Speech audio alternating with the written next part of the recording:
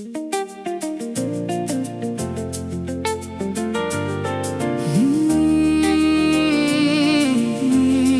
manifest. Yeah. Hallelujah.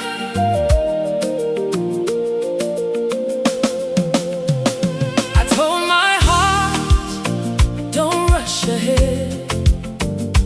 Let us wait on God's perfect time. I told my friends about it all. I said I will overcome. I prayed about this situation, calling on God day by day. When the time is finally right, it will manifest. It will manifest.